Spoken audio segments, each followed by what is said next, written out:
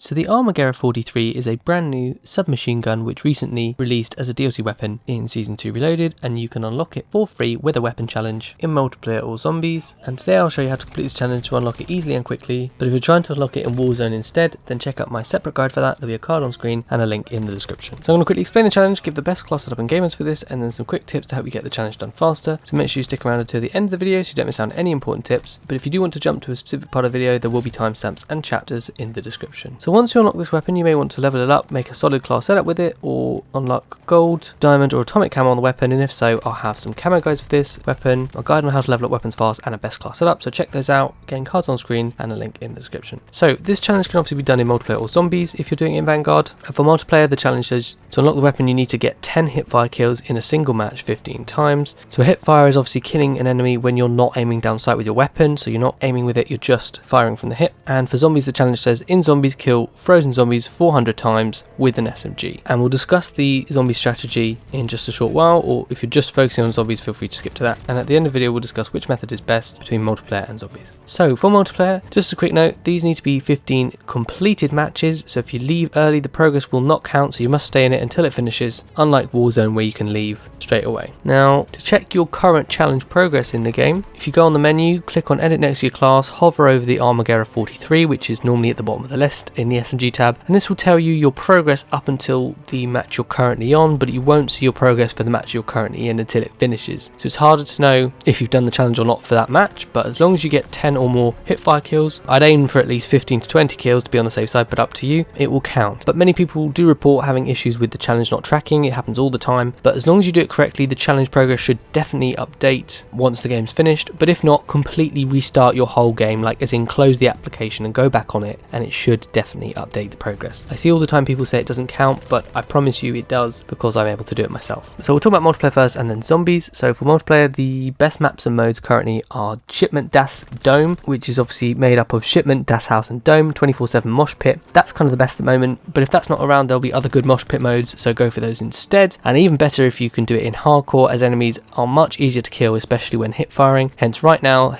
hardcore Shipment, Das, Dome is absolutely the best mode to go for. You want to try to aim for short modes like TDM or Kill Confirmed within that mosh pit, and try and avoid the longer matches like Domination or Hardpoint. So go for Shipment, Das, Dome ones that are like TDM and Kill Confirmed mainly, and try and avoid the other ones. And obviously doing this in hardcore, it'll be super fast. So for the class setup, you obviously want to put on any primary weapon you want. It doesn't have to be an SMG, but it can be. I suppose it makes most sense, and if you find a tool that the challenge isn't tracking, I'd definitely go for an SMG anyway. I went for the PPSH 41, but you can go for whatever weapon you want, and the attachments I went for are as follows. So I went for the recoil booster muzzle, the Kovalevskaya 230mm barrel, the G16 2.5x optic, the removed stock, the fleet proficiency, the quick kit, the pine tar rear grip, 8mm Nambu 71 round mags, incendiary ammo, and then finally the M1915 steady underbarrel. Sort of attachments that will sort of increase your hipfire accuracy, bit of recoil, have decent ammo capacity, and increase your movement speed as well. That kind of thing. Then for the perks, you're going to want to put on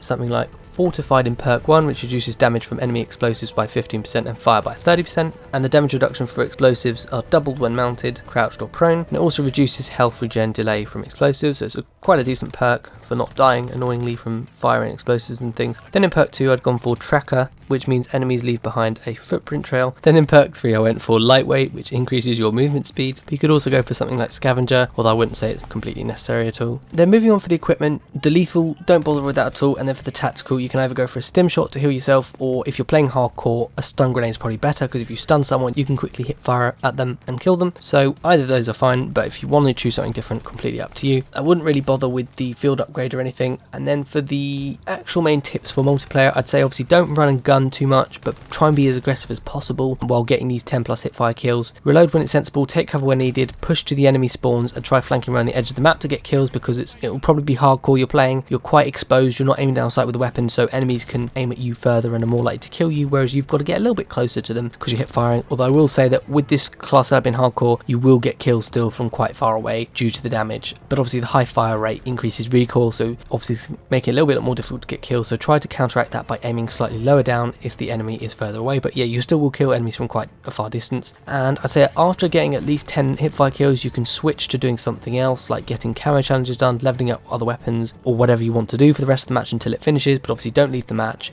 otherwise it won't count. And I would recommend, like I say, going for a few more than 10 hipfire kills, but if you're sure every one of those counted, 10 will be fine. So that's how to do it multiplayer, fairly simple. Now let's talk about zombies, and then we'll talk about which mode is best overall. So for zombies, the challenge says you need to kill frozen zombies 400 times with an SMG. So we'll talk about what methods you can use to freeze the zombies in just a minute. For the class, choose any SMG you want. I went for the PPSH, but go for whatever you want. Attachments aren't too important. And then for the field upgrade, this is where it's really important, the artifact. You want to go for Frost Blast, which basically triggers a frigid vortex that damages enemies within the initial blast and slowing those that enter the area. So that's what the field upgrade is. For the mapping mode, you either want to go for Terra Maledicta or Dur and Fang. Obviously those are the only two zombies maps. I went for Dur and Fang, but either are fine. And then for the tips, here's where it gets quite important, so you want to listen to this if you're doing it in zombies. So you want to spawn in, get as many zombie kills as possible to quickly charge up your artifact, and then you want to complete objectives and use the hearts earned to upgrade your artifact to level 5 at the Tome of Rituals to allow several charges to basically give you extra abilities with it, like allowing several Frost Blast charges at once, the ability to insta-kill frozen zombies when shooting them, that kind of thing. So definitely upgrade your artifact as it's much easier to get frozen zombie kills. But I'd say when using the Frost Blast artifact, try not to activate it right next to zombies, otherwise it can actually kill them. Hence try and step back a little bit when you're activating it so that it won't kill them, it'll just freeze them. And it's best to try and gather a big horde of zombies before activating and then killing them as fast as possible in order to maximize the number of frozen zombie kills you actually get per Frost Blast used. Meanwhile, you also want to keep periodically checking the Altar of Covenants for useful covenants, especially Cryo Freeze. This is a really important one. Basically, the description says it gives you a chance to slow a normal enemy when shooting it. Basically, it causes them to freeze. And this is really helpful covenant to speed up the challenge progress, but it's not always available for ages into the game. Sometimes people won't see it come up for ages, so it just depends how lucky you are. But it definitely does speed up the process by using this Cryo Freeze covenant. So I got it fairly early in the game, it didn't take too long at all, and you'll know it counts with the Cryo Freeze because when you kill a zombie and it pops up on screen with the message saying killed slowed zombie, that means you've got a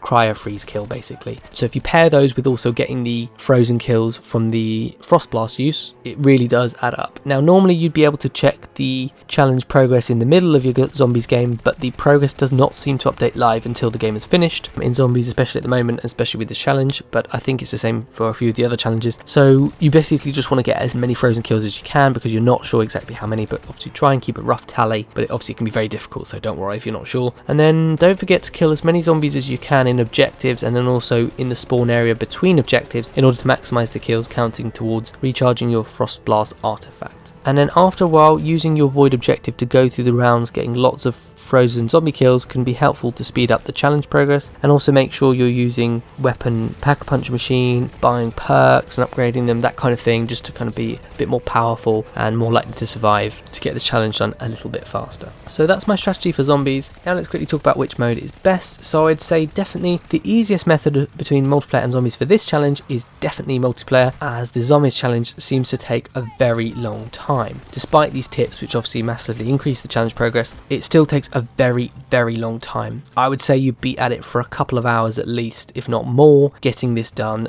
It's either not tracking properly or it is tracking properly and it's just a very slow challenge. But either way, I think 400 is a bit mean. I think they should definitely cut that down a little bit or be a bit more lenient, because at the moment it's taking a very long time. So I definitely say multiplayer is the quickest way to go for this challenge. But if you are playing zombies anyway, doing other stuff, you might as well do it in zombies. Just depends what you're playing and whether you can overlap it with something else, or if you want to get as fast as possible, then multiplayer is definitely the way to go. Of course, you can do it in Warzone as well fairly quickly, and obviously that allows you to leave the game, so it's completely up to you guys. And like I say, don't forget it can be unlocked in Warzone, so if you want to check out my guide for that, feel free to check out the card or link for that. There are also many other videos I made, like Vanguard camo guides for unlocking other new DLC weapons, my best class setup for the Armagurra 43, how to level up weapons fast in Vanguard and Warzone, and also how to level up tiers fast, and so much more on my channel. And don't forget to enter my COD points giveaway. There'll be details for that in the description once I hit 30,000 subscribers, so feel free to check out any other guides. If you found it useful, be sure to leave a like on the video so that other people can find it too, and feel free to subscribe with your post notifications turned on by clicking the bell icon next to it to stay up to date with all my latest Vanguard and Warzone videos. But thank you so much for watching, hope you found it useful, and I'll see you guys all on the next one.